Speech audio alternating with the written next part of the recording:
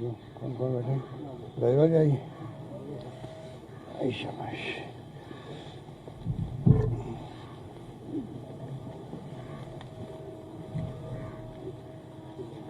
उनको कह दिया है रीड कर रहा है।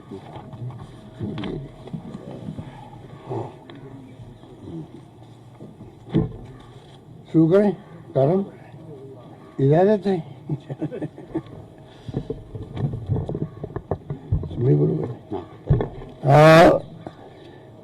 मैंने आपको पहले भी कहा, लगातार मैं बोल भी रहा हूँ कि 3 साल का जो शासन हुआ हमारा बेमिसाल हुआ है और उससे इतना फ्रस्ट्रेशन हो गया बीजेपी को।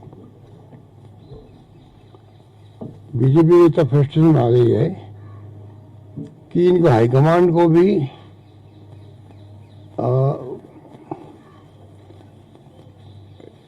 आगे आके इनको कहना पड़ रहा है, अरे भाई कौन बोल रहे हैं, कौन बात कर रहे हैं, तो उनको भी कहना पड़ रहा है कि आप कर क्या रहे हो। आज 3 साल बाद में मुझे इस बात की बहुत प्रसन्नता है कि आम जनता का आशीर्वाद सहयोग समर्थन सरकार को मिल रहा है। जो कहते हैं कि सरकार विरोधी लहर पैदा होती है 2-2.5 साल बाद में हो जाती है, 3 साल के बाद में भी सबको एहसास हो गया है आम जनता हमारे कामों से खुश है। जो हमने फैसले किए हैं, चाहे कोरोना का हो मैनेजमेंट, चाहे शिक्षा में, स्वास्थ्य में, पानी में, बिजली में, सड़कों में, सब में, उससे बहुत फ्रस्ट्रेशन आ गए। हर जो इश्यू नहीं होता नॉन इश्यू को इश्यू बना रही लोग। नॉन इश्यू को इश्यू बनाने का इन्होंने धंधा कर रखा है। धंधा करने का हो गया मतलब कि कोई इश्यू बनता ही नहीं तो धंधा कर रहा है। मतलब एक प्रकार से हर चीज को आप तो मीडिया के माध्यम से आप ट्रायल करते रहो, मीडिया ट्रायल करवाने के लिए। तो ये जो स्थिति बनी है वो मैं महसूस करता हूँ आंदोलन की घटना के वक्त में भी और अभी भी महसूस करता हूँ। 25 लाख के लगभग छात्रों ने या नौजवानों ने भाग लिया। हम कितने हमने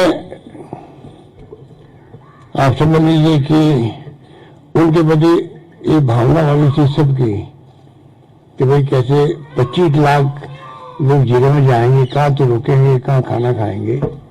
सर्दी का वक्त है तो हमने तमाम जगह मैनेजमेंट, मैंने खुद मीटिंग बुलाई और हमने उनको सारे बसें फ्री की थी पहले रोडवेज की, फिर मालूम पड़ा तो कम पड़ रही तो वह प्राइवेट बसें करो और सब सुविधा में दी उनको।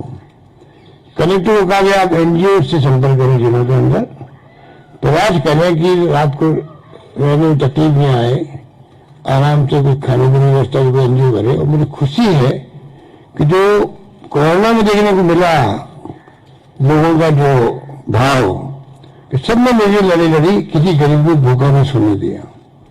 वो मैंने महसूस किया कि इतना कहने मात्र से 2 दिन के नोटिस के अंदर भी सबने उनको खाना भी खिलाया, उनको रुकवाया भी। जो आगरा से और जो पड़ोसी राज्य लोग आए थे वो इतने गदगद हुए बच्चे एक साथ, हमें कोई कल्पना नहीं की थी ऐसा माहौल भी हमें मिलेगा। इस माहौल में एग्जाम करवाए। एग्जाम के बाद में जब जो पेपर लीक की खबर आई, इमीडिएटली एसओजी को केस दिया गया, एसओजी केस दिया गया।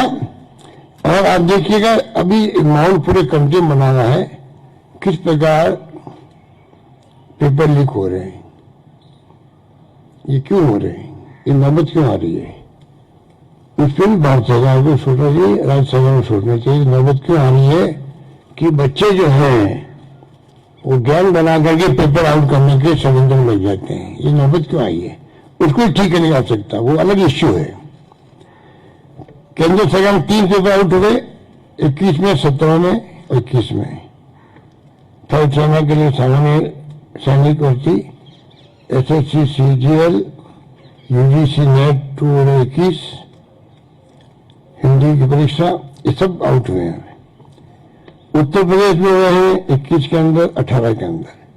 हरियाणा में हुआ है 21 के अंदर, उत्तराखंड में हुआ है 16 के अंदर 2 बार, गुजरात में हुआ है दिसंबर 21 के अंदर अभी, महाराष्ट्र में भी हुए हैं, गुजरात में 18 में भी हुए हैं, महाराष्ट्र में अब 21 में हुए हैं 2 बार, मध्य प्रदेश में 20 में भी हुआ, 21 में भी हुआ है, और हिमाचल प्रदेश में भी 20 में हुआ है, कर्नाटक के अंदर भी 20 में हुआ है। अधिकांश जगह पर ये नियुक्ति नियुक्त भी की गई है, करीब सब जगह नियुक्त की गई है। ये जो हालात बन रहे हैं ये बहुत ही चिंताजनक स्थिति है, क्योंकि वैसे भी रोजगार के लिए आज देश में महंगाई के अलावा, महंगाई के बाद में रोजगार की स्थिति विस्फोटक बनती जा रही है, विस्फोटक। जो बिहार में देखा आपने, ट्रेन जला दी गई अभी, सालों बाद सुनते हुए ट्रेन जलाने की नौबत भी आई है। ये शुभ संकेत नहीं है पूरे देशवासियों के लिए, देश के लिए और सरकारों के लिए भी। तो मैं सब सरकारों को शामिल करता हूँ, तो केंद्र की जो राज्य की सरकार, सरकार ही होती है, पर अच्छी संकेत नहीं है कि तब विस्फोटक स्थिति है, नौकरी मिल नहीं रही है, इन्वेस्टमेंट आ नहीं रहा बाहर से भी, कोरोना अलग ऊपर से आ गया, तो आप देखिएगा कि इन्वेस्टमेंट नहीं आने, प्राइवेट सेक्टर में नौकरी कहीं लगेगी और विस्फोटक स्थिति बनती है। कोई माहौल बना हुआ है और उसके अंदर सरकार ने करीब 1 लाख नौकरी नियुक्ति दी राजस्थान के अंदर, 90,000 के आसपास का प्रक्रिया चल रही है। उसके अंदर अच्छे माहौल में हम चाहते थे कि राजस्थान में कोशिश करें, इन्वेस्टमेंट 22 एक इवेंट होने जा रही थी, वो भी पोस्टपोन हो गई इस कोरोना के कारण से, और कैसे प्राइवेट सेक्टर में, कैसे पब्लिक सेक्टर में हम लोग नौकरियां दें, ये हमारी प्रायोरिटी है। और बीजेपी ने जिस रूप में बिहेव किया है वो अच्छा नहीं किया है। बीजेपी जो व्यवहार किया ना, वो मैं समझता हूँ कि अगर मैं कहूँ कि कंडम करने लायक है तो कोई अतिशयोक्ति नहीं होगी।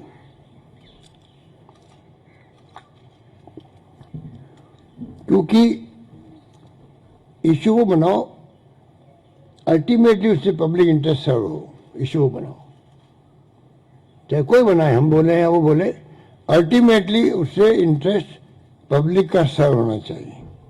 क्या मैं उनसे पूछना चाहता हूं, रिट के अंदर जो बच्चे बैठे हैं, जिस में इश्यू बनाया जा रहा है, बनाया गया है, पब्लिक के अंदर जो कुछ भी नई नई बातें लाई जा रही है, उनको पूछो भी आप क्या, जो लोग बोल रहे हैं नेता लोग बीजेपी के, पूछो आप लोग क्या जो गैंग काम कर रही थी ये पेपर लीक करने की, उनके अगर आपके संपर्क हैं, तो आप अगर भागीदार नहीं हैं आप उसके अंदर, और सरकार बदनाम करने षड्यंत्र आपका नहीं था, तो आप एग्जाम के पहले कह देते, तो बड़ी स्टेटमेंटशिप होती है आपकी कि भाई देखो हमारे पास खबर आई है और पेपर लीक हो सकते हैं, तो सरकार भी उस ढंग से पहले और प्रिकॉशन करती। अगर हमें ईमानदारी होती तो आप उसको, अगर आपके पास कहाँ से खबर आई, वो तो कम से कम सामने आनी चाहिए, वो भी जांच का विषय होना चाहिए। मैं तो एसओजी वालों को कहना चाहूँगा, आप पता करो कि अगर ये किसी के पास, क्योंकि ये मालूम है आपको, कोई क्राइम की जानकारी किसी को मिल जाए, आम आदमी को भी, और वो जानकारी नहीं दे तो वो भी भागीदार होता है, क्राइम का भागीदार होता है, ये लॉ कहता है। तो क्या मतलब ये जो बोल रहे बढ़ चढ़ करिए कि शिक्षा संकुल और कहाँ कहाँ क्या क्या हुआ, कैसे हुआ, पूरी पिक्चर बता रहे हैं, तो भाई आप किस गैंग से मिले हुए हो? वहाँ गैंग वार चल रहा है, इसके अंदर भी गैंग वार चल रहा है, कई गैंग काम करती है इसके अंदर, आप किस गैंग से मिले हुए बताओ, वरना कोई कारण नहीं था। अगर आप पब्लिक इंटरेस्ट होता आपका, आप शिक्षा मंत्री को कहते, चीफ सेक्रेटरी को कहते, मान लीजिए डीजी पुलिस को कहते, तो ये आप समझ सकते हो क्या हो रहा है। इतने बड़े संख्या में बच्चों का भविष्य है, तो हमने आज तय किया कैबिनेट की पूरी मीटिंग के अंदर कि भाई हम क्यों नहीं, जनता ही माई बाप है। देखिए जनता की जो खलक की आवाज़ खुदा की आवाज़ वाली बात थी। उसी ढंग से अगर मान लीजिए जनता में भावना है भाई पता नहीं लीक में कितने लोगों को फायदा पहुंचा होगा, एसओजी के आधार पे तो मैक्सिमम 300 लोग होंगे, 350 लोग होंगे, मुश्किल से होंगे, वो मुश्किल से होंगे। और एसओजी की कामयाबी को भी एप्रिशिएट नहीं कर रहा है। गुलाब सिंह कटारिया ने एप्रिशिएट किया तो दूसरे दिन, क्योंकि वो आरएसएस और बीजेपी के फासिस्ट लोग बार बार कहते हैं फासिस्ट लोग हैं, इनका विश्वास नहीं लोकतंत्र में, इसलिए सेकेंड है उसको इतना दबाया गया कि उसको अपना बयान बदलना पड़ा। नेता प्रतिपक्ष को बयान बदलना पड़े, सच्चाई तो वो बोल दे उन्होंने, फिर दबाया कि नहीं अब तो आप तो कर क्या रहे हो, हमारा एजेंडा है सरकार को बदनाम करने का। ये एजेंडा आपका दिल्ली से चल के आया है, यहाँ पर दिल्ली से चल के एजेंडा आया है इनका कि अब आपके पास में कुछ नहीं रहा है, 1.5 साल 2 साल बच्चे हैं, अब तो आप सरकार को झूठा ही बदनाम करो, कुछ भी करो, और उसमें इनकी मास्टरी है। काम कम करते हैं, मार्केटिंग ज्यादा करते हैं। उसी ढंग से ये बदनाम करने का भी आप देखिए इनको तरीका, रात दिन सोशल मीडिया इनके कब्जे में है। जो इनकी वो टोल आने बैठी हुई है, उनका काम धंधा यही है, तो आप समझ सकते हो। तो आज मैंने तय किया कि हम इस एग्जाम को L2 L1 में तो कोई पेपर आउट हुआ नहीं है, L2 का एग्जाम जो है उसको निरस्त करेंगे। और L1 तो एग्जाम उसमें कोई पेपर आउट नहीं हुआ है, L2 का एग्जाम जो उसको निरस्त करके नए सिरे से सबको चांस मिल जाएगा, उसके अंदर कहने की गुंजाइश खत्म हो जाएगी। उसको दोबारा पहले करवाएंगे रिट। जो पहले सिस्टम था भारत सरकार का, हमारे वक्त में 2 एग्जाम होते थे, एलिजिबिलिटी टेस्ट ये और उसके बाद में फाइनल जब नौकरी के लिए भर्तियों का टेस्ट होता है, वही सिस्टम वापस ला रहे हैं, जिसके अंदर अभी इनका एक तो हो गया, ये रद्द हो जाएंगे, संख्या बढ़ा रहे हैं। पहले 31,000 थी, लगभग 31 के थी, 32,000 थी, लगभग 32,000 थी। अब 32 के अलावा पहले 20 हमने घोषणा की थी, अब हम 30 की घोषणा करते हैं। तो 32 और 62,000 भर्ती हो जाएगी, 62,000 भर्ती टोटल हो जाएगी, टोटल 62,000 भर्ती टोटल हो जाएगी।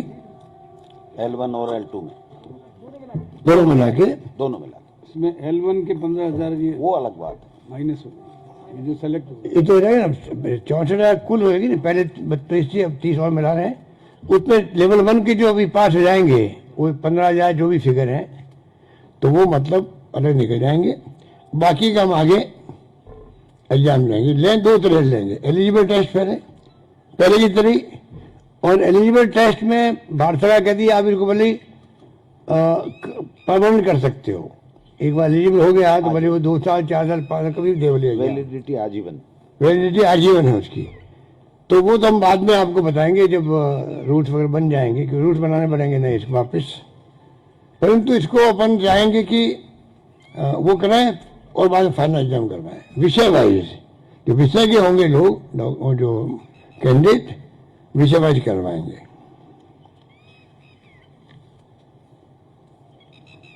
दस %, है भाई, नियमों में संशोधन कर। अभी मई में पहले हमने कहा था 20,000 की जो भर्ती हमने कही थी, मई के लिए कही थी, तो 1 आधा महीना खिसक सकता है, क्योंकि वो रिपोर्ट आने वाली है। मिस्टर व्यास की अध्यक्षता में, जस्टिस व्यास की अध्यक्षता में जो कमेटी बनाई हमने, वो रिपोर्ट 15 मार्च तक आएगी कि आगे कोई फर्जीवाड़ा नहीं हो, पेपर लीक नहीं हो। तो रिपोर्ट आएगी तो उसको आधार बनाकर हम चाहेंगे कि जल्दी वो रिपोर्ट मिलते ही हम घोषणा कराएंगे कि एग्जाम कब होंगे, वो पूरा प्रोग्राम को दे दिया जाएगा। कानून भी कड़ा बना, और कानून जो ला रहे हैं असेंबली के अंदर इसको रोकने के लिए, वही कड़ा कानून लेके आएंगे। जो गुंजाइश नहीं रहे राजस्थान के अंदर, देखिए पिछले 10-15 साल हम देख रहे हैं कि एक तो कई तो जुडिशरी में अटक जाते हैं कई बार मामले, कोई भी व्यक्ति चला जाता है जुडिशरी के अंदर, और कई बार आप देखिए लीक होते हैं या इस कारण से अटक जाते हैं। बीजेपी शासन की भर्ती भी हमें पूरी करनी पड़ती है, चाहे आरपीएससी की हो, आरएस की, वो भी अपन ने करी, और चाहे वो टीचर की भी हो, हाँ अपन ने की। अभी सरकार आने के बाद में। तो ये नौबत नहीं आनी चाहिए। जैसे यूपीएससी में हो रहा है, हम चाहते हैं यूपीएससी पैटर्न आरपीएससी फॉलो करे पूरी तरह से,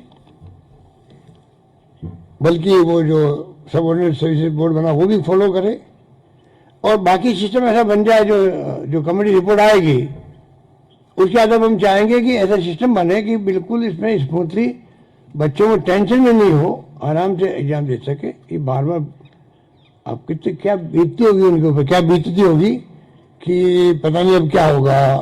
कई लोगों की जिंदगी में अवसर होता है, नौकरी लगने वाली है और ये क्या हो गया, पेपर आउट हो गया, पता नहीं कितने हो गया। और ये हमारे जो जिनका कोई कहना चाहिए कि कोई रेस्पॉन्सिबिलिटी नहीं इन लोगों की, बोलने के अंदर खुद बोल जाते हैं। जब आप विश्वास करते हो एसओजी पर अच्छा काम कर रही है, उसके बाद में ये लोग जिस प्रकार से उन्होंने माहौल बनाया वो मैं समझता हूँ कि उचित नहीं है। और ये लोग जिस प्रकार से बोल रहे हैं, अपनी भाषा काम ले रहे हैं, वो भी उचित नहीं है। देखिए उचित नहीं है। एज और होंगे उनको भी स्टीलन देंगे, और एज हो जाएंगे मानुष के कारण से, इसके उसको हम लोग इसमें छूट दे देंगे, मतलब उनको प्रॉब्लम नहीं आएगी। ये अनफॉर्चुनेट है। ये कोई हम लोग, ये आपको याद होगा मैंने कहा था सचिवालय के अंदर जब मांग की थी, हमारे मीडिया वालों ने पूछा भाई आप इसको एग्जाम को कैंसिल करेंगे, तो मैं कहा बहुत आसान काम है, परंतु लाखों बच्चों का भविष्य जुड़ा हुआ है, तो मैं इसलिए आप इसको क्यों सोचते हो कैंसिल हो एग्जाम। हमने देखा कि कोई तरीका निकाले जिससे कि ये एग्जाम हो जाए, सब्जेक्ट वाइज भी हो जाए। परंतु हमने देखा हम कुछ भी कर रहे हैं, जब ये तय कर बैठे हमारे विपक्ष के नेता लोग, हमें तो सरकार को बदनाम भी करना है, एग्जाम होने देंगे नहीं टाइम पे, ये आगे भी। इसलिए हमने कहा नए सिरे से शुरू करते हैं, जिससे कि टाइमली फिर एग्जाम होने लग जाए। हमको इससे खुश नहीं है इस फैसले से, इनकी हरकतों से तंग आकर के हम देखते हैं कि बच्चों का भविष्य खराब क्यों हो। लाखों बच्चे होते हैं, परिवार होते हैं उनके, उन्हें क्या बीतती है।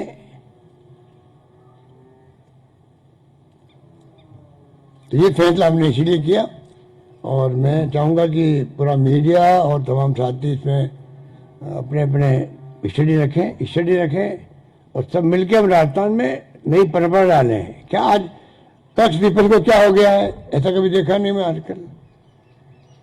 जो जो हरकतें हो रही है, बताइए आपको उचित है क्या ये? अध्यक्ष जी ने खुद ने देखा होगा, आपके सीकर में क्या किया इन्होंने, जयपुर में क्या किया। अब इनका कसूर नहीं है। जब इनके नेता दिल्ली में बोलते हैं डंके की चोट, 75 साल में जो जो कमियां रही है उनको उजागर नहीं करेंगे। बताइए आप जो बोलोगे ऐसे तो आपके प्रेरणा लेंगे नीचे वाले भी। जो प्रधानमंत्री खुद बोलते हैं डंके की चोट, हम लोग कमियां बताए, कमियां बताओ, साथ में उपलब्धियां बताओ भाई, कुछ तो बताओ। 70 साल में कुछ तो किया होगा, आपको यहां तो पहुंचा दिया लोकतंत्र कायम रख करके। कोई कम बात है क्या? 75 साल तक लोकतंत्र देश मजबूत रहा, चाहे इंदिरा गांधी ने जान दे दी, चाहे राजीव गांधी ने जान दे दी, चाहे सरदार बहन सिंह जी शहीद हो गए, पर खालिस्तान नहीं बनने दिया। तो भूल जाते हैं लोग। तो इसलिए आप कहो की बातें कम है। पर आज आप बताइए सतीश पूनिया जी, अब वो घटना कल जो कोटा में हुई है, हम कोई सपोर्ट नहीं करते उस घटना को, एफआईआर लॉन्च भी हुई है, परंतु वो नौबत क्यों आई है? आप किसी पॉलिटिकल पार्टी के बारे में ऐसा कमेंट करोगे तो स्वतः स्फूर्ति लोगों को गुस्सा आ जाता है। हमारे नेताओं ने कई बार मान लो गोडसे की बात कर दी, जो सब गोडसे के भगत लोग हैं, ये सब लोग, तो इनके लोगों ने मुकदमा दायर कर दिया हमारे नेताओं के खिलाफ में। आज पीछे में जाना पड़ता है उनको। ये तो इनकी विचारधारा तो गौर से मिलने वाली है ना, ये तो। इसलिए मैं फिर कहना चाहूंगा, राजस्थान में बचपन से हम देखते आ रहे हैं पक्ष विपक्ष में, कितनी बड़ी आप कड़े से कड़ा स्टेटमेंट दे दीजिए खिलाफ में, शाम को जब मिलेंगे शादी ब्याह के अंदर, कोई समारोह के अंदर, सोशल गैदरिंग में, लगता ही नहीं है कि मैंने सुबह कौन स्टेटमेंट दिया। ये परंपरा यहाँ रही है। मैं चाहूंगा हमारे तमाम विपक्षी नेताओं से कि राजस्थान में कृपा करो, इस प्रकार की परंपराएं घर से मिला दो। डेमोक्रेसी है, आप अपनी बात को, विचारधारा है, नीति है, कार्यक्रम है, क्या आपकी प्रोग्राम है, कुछ आधार पर राजनीति करो। लोकतंत्र में ही बातें होनी चाहिए। बहुत बहुत आप सबका शुक्रिया। बोलो कुछ। ऐसे ही जांच करेगी। हम खुद चाहेंगे ऐसी जांच पूरी करे और पहुंचे, उस क्राइम करने वाले तक पहुंचे, चाहे वो व्यक्ति कौन हो, किसी लेवल का हो, वो चिंता नहीं करे। हमने उनको फ्री हैंड दे रखा है, हम उनसे बात नहीं करते हैं। उनको सुपुर्द कर दी जांच, प्रेस कॉन्फ्रेंस एडीजी ने खुद ने की, हमने तो कहा नहीं उनको करो, ना उन्होंने हमसे पूछा भी नहीं। हमें अच्छा भी लगा जिसको जिम्मेदारी दी गई है। जब हम आरोप लगाते सीबीआई पर, इनकम टैक्स पर ईडी पर आरोप लगाते हैं कि भाई ये मॉनिटरिंग करके तंग करवा रहे हैं देश के लोगों को, तो हमारी कॉन्शियस कभी नहीं कहेगी, फिर हम जाकर के एसओजी को कहेंगे तुम ये करो ये मत करो। इतना ही फर्क है। सुभाष गर्ग के बारे में लगातार जो है वो आरोप लगाए जा रहे हैं, किरोड़ी मीणा लगातार आरोप लगा रही है कि ये कातिल है। ये तो इनको क्या नैतिक अधिकार है लगाने का आरोप? किसी के, इनको तो न्यूज में बने रहना है खाली। पर किरोड़ी मीणा जी को देखिए, उनको ये जयपुर वाले जो नेता वो इनको अलग थलग किए हुए हैं। किरोड़ी मीणा जी को दिल्ली को खुश करना है, हाईकमांड को। इतने चाहते हुए नहीं चाहते हुए भी वो जानबूझ के बोलते ही रहते हैं। उनकी फितरत है बोलने की, इसलिए बोल रहे हैं। दम कोई नहीं है बातों पे, ये मेरा मानना है। लेकिन सर उसके पास जिस तरह की हर रोज जानकारी वो प्रेस कॉन्फ्रेंस करके देते हैं, क्या उनकी भी? मैंने कहा ना आपको, वहां पर भी पूछवा रहा हूं मुझसे, मैंने जवाब शुरू में ही कर दिया आपको कि भाई ये तो जांच का विषय होना चाहिए कि तुम कौन सी गैंग से मिले हो।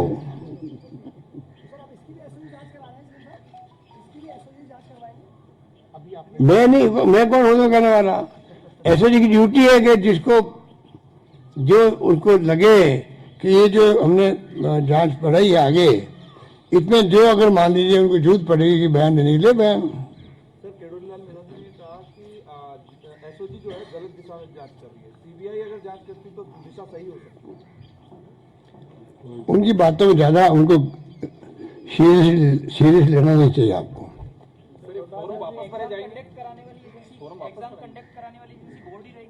देखिए मैं देखता हूँ आप थोड़ा एंजॉय कीजिए 15 मार्च तक का जो रिपोर्ट आ जाएगी का, वो जो जस्टिस व्यास की, उसके बाद में हम सब तय करेंगे क्या करना चाहिए। बोल गए ना भाई आप, अभी ऑप्शन माइंड थे क्या आप? अभी बोलो, अभी तो बोला हूँ मैं। इनके लिए जवाब दिया, इनके घर कुछ लिख जाते हैं, वो क्या कमेंट करते हैं, क्या हो रहा है, ये तो मैंने कहा आपको। सबसे पहले तो आप सबका स्वागत। आज राजस्थान में भारतीय जनता पार्टी के नेता अपने आपस के वर्चस्व की लड़ाई में 20 लाख युवा बेरोजगारों के भविष्य के साथ खिलवाड़ कर रहे हैं। 20 लाख युवाओं के साथ केवल और केवल आपस में मैं बड़ा कौन और अपने आला कमान को खुश करने के लिए किरोड़ी मीणा जी और सतीश पूनिया जी दोनों राजस्थान के युवाओं के हितों के साथ में कुठाराघात कर रहे हैं। पेपर लीक, पेपर चोरी पहली घटना नहीं, लेकिन यह पहला उदाहरण है जब सरकार ने आगे बढ़ करके जब सूचना मिली, एसओजी को जांच दी और एसओजी को यह कहा गया कि आप पूरी तह तक जाइए, इसमें कौन सी गैंगें काम कर रही हैं, किस प्रकार से कर रही हैं, उसको पूरी तरीके से समाप्त करना है। यह हमारी सरकार का ऐतिहासिक फैसला। पहली बार राजस्थान में जो कर्मचारी संलिप्त पाया जाएगा उसको बर्खास्तगी का निर्णय किया गया। वो इसलिए किए गए कि राजस्थान के युवा के आशीर्वाद से हमारी सरकार कांग्रेस की सरकार बनी है। उस युवा को जो हमने हमारे जन घोषणा पत्र में कहा था कि हम आपको रोजगार देंगे, नौकरी देंगे, उस नौकरी की दिशा में हम हमारे 3 साल में उनके 3 साल से ज्यादा नौकरियां दे चुके और आगे उनकी 5 साल में जितनी नौकरियां दी उससे हम कहीं ज्यादा नौकरियां देने वाले हैं। 3 साल में गुड गवर्नेंस के कारण से ये लोग किसी भी बात का मुद्दा नहीं बना पाए और सरकार गिराने का षड्यंत्र किया, वो औंधे मुंह गिरे।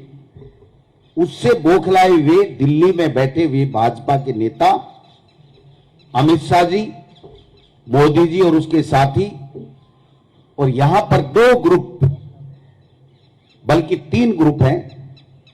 वसुंधरा राजे जी का ग्रुप, सतीश पूनिया प्रदेश अध्यक्ष है उनका ग्रुप, और किराड़ी मीना जी एकला चलो रे अपना ग्रुप। ये तीनों ग्रुपों ने अपनी वर्चस्व की लड़ाई में 20 लाख राजस्थान के युवाओं को सपनों को चकनाचूर करने का काम किया।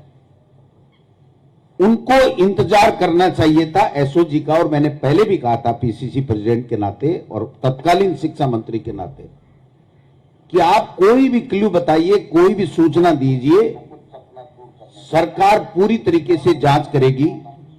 जब भजनलाल नहीं मिल रहा था तो 1-1.5 महीने तक ये जांच धीमी पड़ गई। मैंने माननीय मुख्यमंत्री जी को आकर के कहा, इसी लोन में हम बैठे थे, कि मुख्यमंत्री जी युवाओं के कारण से हम लोग आए हैं। युवा ये महसूस करता है कि इस जांच को पूरी तह तक ले जाना चाहिए। इन्होंने तुरंत टेलीफोन उठाया और अशोक राठौड़ जी को कहा कि ये जांच आगे क्यों नहीं बढ़ रही है। उन्होंने कहा भजनलाल बिश्नोई हमें मिल नहीं रहा है, हम लगा रखे हैं आदमी, जो ही मिल जाएगा हम इसकी तह तक चले जाएंगे। इनको इंतजार करना चाहिए था। और अगर एसओजी ये कहती कि बड़े लेवल के ऊपर हुआ है तो स्वतः ही सरकार निरस्त कर देती। अगर एसओजी 100 जगह, 200 जगह, 300 जगह की कोई बात करती तो उसके बाद में उस तरीके से सरकार फैसला करती। लेकिन इनको 3 साल में एंटी कमेंसी पैदा नहीं कर पाए। 25 में से 25 सांसद 1 रुपया दिल्ली कोड़ी ला नहीं पाए राजस्थान के विकास के लिए। इसलिए टारगेट करके सरकार बदनाम कैसे हो, मुख्यमंत्री बदनाम कैसे हो, गोविंद डोटासरा बदनाम कैसे हो और दूसरे लोग बदनाम कैसे हो, यह षड्यंत्र किया गया। हमारे खिलाफ तो षड्यंत्र करो, बदनाम करो, अगर हम सच्चे हैं तो सच्चे रहेंगे। इनके बदनाम करने से हम में से कोई भी बदनाम होने वाला नहीं है। लेकिन इन्होंने आज पाप किया उन 20 लाख लोगों के भविष्य के साथ में, क्योंकि ये भर्ती भी मुख्यमंत्री जी ने इसलिए बढ़ाई है कि युवा जिसके कारण से हम सरकार से आए उनके भविष्य के साथ खिलवाड़ नहीं होना चाहिए। और देश में आज बर्निंग इश्यू है। मोदी जी ने युवाओं को रोजगार देने का जो वादा किया था वो तो विफल हो गए, लेकिन हमने जो वादा किया है उसमें हम खरे उतरे, जिससे युवाओं का सरकार के प्रति विश्वास जमा रहे। इसलिए आज ये जो फैसला किया गया है, 62,000 की भर्ती होगी आगे चल करके। नियमों में संशोधन भी इसलिए सोच समझ करके पार्टी की तरफ से भी हमने सुझाव दिया कि कांग्रेस का कार्यकर्ता और नेता माननीय मुख्यमंत्री जी ये चाहते हैं कि इसमें और पारदर्शिता लाई जाए और कड़ा कानून बनाया जाए। इन्होंने कहा राजस्थान की विधानसभा में कानून बनाएंगे, विपक्ष के भी सुझाव लेंगे। एक रिटायर्ड जस्टिस की अध्यक्षता में इन्होंने कमेटी भी बनाई है, उसके भी सुझाव लेंगे।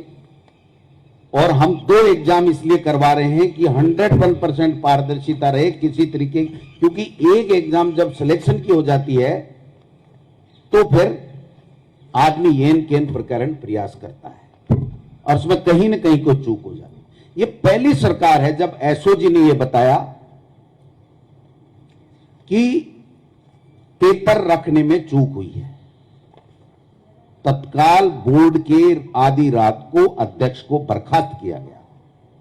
इस्तीफा भी ले सकते थे, लेकिन नहीं, इसलिए कि हमारी नीयत में ईमानदारी, हमारे कण कण में ईमानदारी, और हम युवाओं के साथ अन्याय नहीं कर सकते। उन्होंने अगर कोई प्रोसीजरल गलती की है, जिसको एक तरीके से जो जिम्मेदारी दी है वो सही तरीके से नहीं निभा पाए, तो उसको बर्खास्त किया। बोर्ड के सचिव को निलंबित किया। बातें बड़ी बड़ी करते हैं ये लोग बात। किस प्रकार से मुख्यमंत्री जी ने कहा कहां से क्या तार जुड़े में कैसे सूचनाएं आ रही हैं, ये सब दूध का दूध पानी पानी होने वाला है, पानी का पानी हो जाएगा, चिंता करने की बात नहीं है। मेरे ऊपर व्यक्तिगत रूप से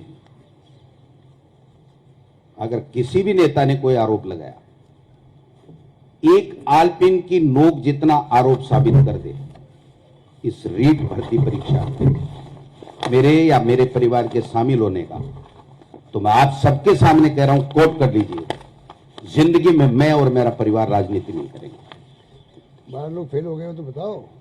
लेकिन मेरे परिवार के 13 लोगों ने एग्जाम दिया। मैं विधानसभा में बताने वाला था, मेरे परिवार के 13 लोगों ने एग्जाम दिया, 13 में से एक भी पास नहीं हुआ। इनको शर्म आनी चाहिए। सुभाष गर्ग जी के पीएसओ के लिए अभी किरोड़ी जी ने बोला कि वो पास हो गया, पेपर लीक हो गया, 150 में से 29 नंबर आए। शर्म आनी चाहिए। ये युवाओं के भविष्य के साथ खिलवाड़ कर रहे हैं। ये कोई छोटी मोटी बात नहीं है। आप किसी के ऊपर मन मर्जी है जैसे आरोप लगा दो। अगर हिम्मत है तो तथ्य सत्य लाइए। मैं आप में से और बीजेपी के तमाम नेता जो अपने आप को तुरप खा समझते हैं, मैं उनको कहूंगा कि आप जांच कीजिए। अगर रीट के इस पेपर के अंदर गोविंद सिंह डोटासरा का कोई रिश्तेदार या उसका परिवार अगर शामिल मिल जाए, तो मैं पुनः कहना चाहता हूं, मैं उसी दिन राजनीति से संन्यास ले लूंगा। लेकिन इस तरह की बकवास, इस तरह की घिनौनी हरकत, ये केवल इसलिए कि इनके पास में राजस्थान की सरकार के गुड गवर्नेंस के खिलाफ कोई मुद्दा नहीं। अलवर की घटना का सीबीआई को जांच दे दी। आपके केंद्र में सरकार है, सीबीआई से तुरंत जांच कराओ और पर्दाफाश कराओ। आप पर्दाफाश कराओ ना। आपको पचपदरा की जो एनकाउंटर की बात थी उसकी जांच दे दी। आप उस दिन कर रहे थे, हमारे नेताओं का नाम ले रहे थे कि उनकी संलिप्तता, आप जांच कराओ, जेल में डालो किसी को। मैं हूं दोषी तो मुझे डालो, अगर और कोई नेता है तो और को डालो, लेकिन तुम पूरे काले हो कोयले की तरह। तुम हमारी सफेदी पे क्या दाग लगाओगे? इनकी औकात नहीं है, इनमें हिम्मत नहीं है। उन्होंने केवल इतना काम कर दिया कि जिन युवाओं को हम महीने 1.5 महीने में 32,000 युवाओं को नौकरी देना चाहते थे, उसमें से आधे बच्चों को अब 4, 6, 8 महीने इंतजार करना पड़ेगा। लेकिन हमारी सरकार ने, मुख्यमंत्री जी को धन्यवाद देना चाहूंगा पार्टी की तरफ से, कि हम और पद बढ़ाएंगे। हम बजट ला रहे हैं, और पद दे देंगे, लेकिन हम हमारे प्रदेश के युवाओं को नौकरी देके रहेंगे, चाहे ये कितना भी झूठ प्रपंच फैला लें, ये कभी कामयाब नहीं। धन्यवाद। ठीक है भाई, आज का मुद्दा यही है। आप बैठे हो यहाँ पे। अब आप सुनो, चिंतन शिविर की मैं बता दूं, आप चिंतन करो कौन लोग सही हैं, कौन लोग झूठे हैं। जो झूठे हैं उनको बेनकाब करो, जो सच्चे हैं उनकी सच्चाई जनता को दिखाओ, जिससे जनता खुश हो सके। धन्यवाद। थैंक यू भाई।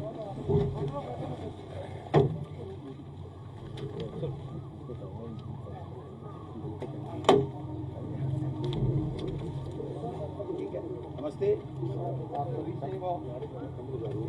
हेलो, आप सभी से आग्रह